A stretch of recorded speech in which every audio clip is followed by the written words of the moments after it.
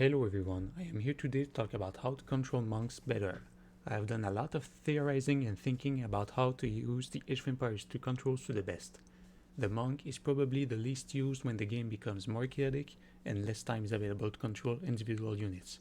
The guide I will show you today will explain how to use advanced micro techniques that will allow you to quickly and easily control a large group of monks and convert multiple units with ease. I have decided to do this guide because of the newest patch release 5.8.259 that fixed one simple thing about the shift queue behavior. Improve for groups of units. This change has fixed many frustrating things related to bad shift queuing actions and allowed totally new micro possibilities. With this change, the main observations I made is that first, it is now possible to shift queue multiple conversions on different units. Before this update, shift queuing conversions would only remember the last unit clicked, so it was impossible to queue multiple conversions. Now it acts regularly, so when shift queue happens on multiple units, it will try the first one, then the second monk will try on the second knight that is queued. So this is above to any civilization that has Theocracy, since it is no longer required to unselect monks when doing multiple conversions. This is especially above to Bohemians because they have trash monks, so this helps when the player has a lot of monks. Second, it is now possible to shift queue different types of actions without replacing the first action done. Now, an attack command followed by a move to ground command doesn't replace completely the attack command. This is useful for monks because before the patch, when spamming shift queue commands, if any of the queued action was a walk to ground, all the monks would stop converting and start walking. This was extremely bad, not only because the conversion will stop, but they were walking out of position toward the opponent. So now, it is possible to shift queue multiple conversion commands, then when they are all done, they will walk toward the move to ground action. And last, the bonus to having conversions being shift queued is that the monks can charge some conversion meter and the conversion can transfer to the next queued unit, making multiple conversions happen very quickly. I estimate around 10 to 20% of the time when done with shift queuing. The mechanic about this is monks accumulate conversion meter not attached to the unit being converted, but to the monk itself. So it means that any monk can charge conversion of a unit and start converting on another and very quickly convert that other unit. So for instance, if I try to convert a Hussar and then transfer to a Paladin at the last second, it will convert more quickly than it could, and the conversion can happen instantly that way. According to the wiki, the monk tries a conversion approximately every 1 in-game second, and it takes between 4 and 10 conversion cycles to convert a non-scout unit, and between 8 and 10 to convert a scout unit. So that means trying to convert a Hussar will not penalize the conversion meter when transferring it to another unit. A situation where the conversion meter can change the result of a battle is when a player sends a group of scout units to kill the monks, then send knights right after before the monks are killed. It is possible to select all monks, click on the scout, and then when they arrive, just transfer to the knights and they will quickly be converted. So it is a way to get a lot of value by preparing the conversion on the scout units. Now that the changes have been explained, I will now describe the method of cloning. This is a method that has existed for a long time in RTS games and is used especially in StarCraft Brood War, where it is mainly used at the beginning of the game to send the workers to different mineral patches and to send scourges to different air units. The way it works is that you select a lot of units, give them all an action, and unselect one of them and give every other units the new action, and repeating until all units have a different action. This allows the player to quickly give different actions without having to click and select units on the battlefield. Everything can be done from the UI. One of the only applications of cloning in Age of Empires 2 is with monks, where it is required to have each monk target individual units to maximize their effects. The way to do it is that you select a group of monks, right click, and then by holding control you unselect one and target a different unit. So that way it will transfer the conversion meter and it will allow to quickly do conversions without using a control group.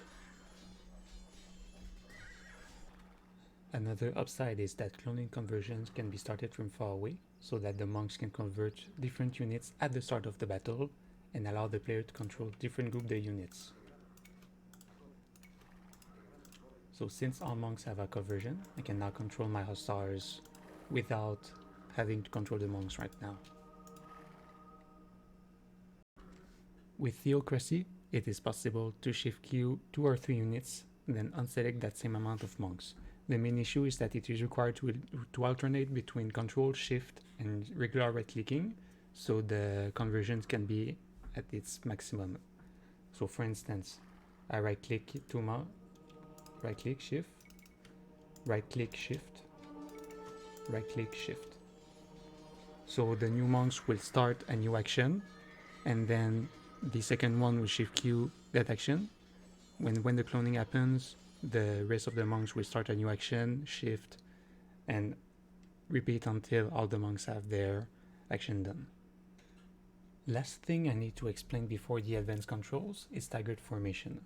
The staggered formation have different layouts based on how many units are being selected.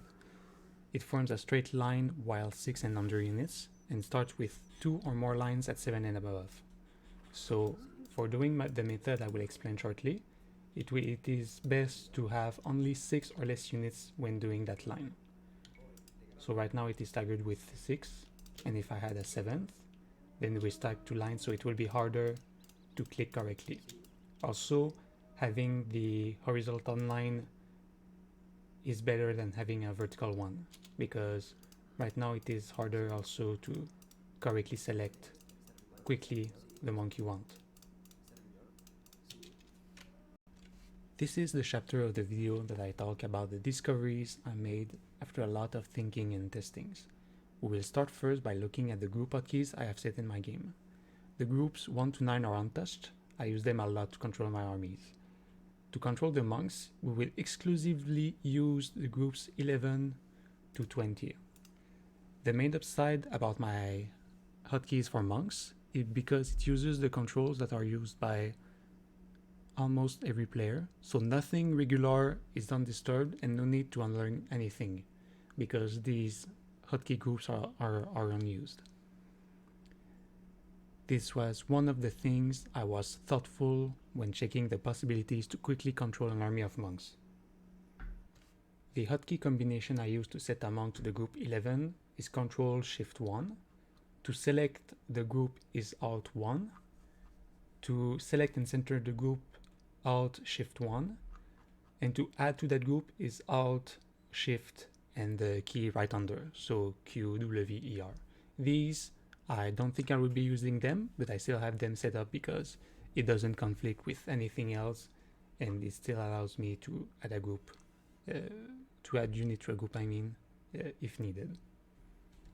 To begin, Ctrl plus Shift allows to set a group, unselect a unit by left-clicking it, without releasing these 2 buttons. Here is the magic part. By holding these 2 buttons all the way, you can do some cloning to quickly create a control group for each monks and the 11 to 20 group. So for instance, I have them selected, I hold Ctrl Shift, I press 1, I unselect 1, press 2, 3. So right now I have 11 to 16 grouped very quickly.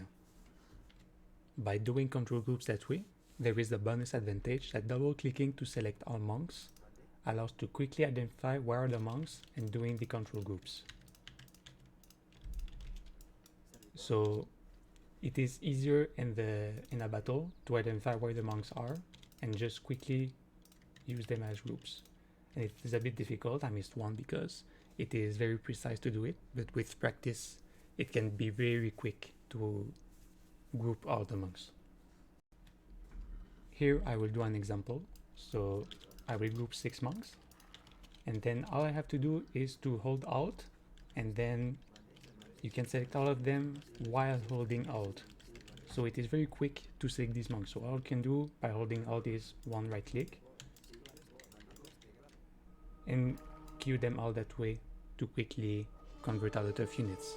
And all of that without ruining the regular hotkeys of 1 to 9. A detail I forgot to mention is that I am left-handed, so I use my right hand for the keyboard. So for the left hand on the keyboard, I assume people use Ctrl and Alt that way, and then stretch and use 1 to 5, for instance. I'm not sure how people do that, but I'm sure you can find a way. I find thumb to Alt is also very good to select all the groups at least. So it is possible to place your hand the way you want to do all the groups. With the select and center, it is possible to shift queue conversions while selecting the groups by holding the two buttons. Be careful to not do that after a move command so they can start right away to convert. What I mean is, if you try to hold Alt and Shift and you try to convert after a move, the monk will still move and then start converting, so it is a bit dangerous to do that if you want to walk to a battle. Right now I will show an example of using the select and center to control multiple pairs of monks. So I select all my monks, do a group, and select 2. And now I have 4 pairs of monks that I can quickly select by holding Shift and Alt. After that, all I have to do is to click 2 knights and select my other group and continue that way until all of them have a conversion action done. Another use of that is that if you want to convert and then run away, what you can do is to select the monks, do 2 conversions, and then right click on the minimap, and the monk and the 2 monks will run away when the conversion is done. And that also can be used by using a single monk. So if I do 1 and 2 here, what I can do is to select with 1, click the minimap, 2, click the minimap, and they will both run away when they have done their conversion. So it is a way to select the monks, do a conversion, and then walk them back to safety without having to micro them anymore after their conversion is done. A disadvantage of using the select and center is that if your camera is a bit zoomed in, it is more difficult to see widely where the units are. So if there is at the edge of the camera, it's not possible to click far away. So it's better to zoom out a bit when doing the conversions. Here is the end to my guide about advanced control for monks. There was a lot to explain at first, but I think it was required to have everything included in the video to completely understand what is happening. Here is a bonus tip I discovered while I was watching a stream, I don't remember which one, and I saw the streamer doing quick shift queue relics back to the monastery. I searched myself in the game how it was done, and it is done by using the return to previous view. I set it to shift backspace, but by default it is simply backspace. So how it works is that when you click on the minimap, it returns back to where the camera was. So by using a monk, it is very quick to hold shift, click on the relic, and shift queue back on the relic, on the monastery I mean. So right now I have quickly set shift queuing to 4 relics.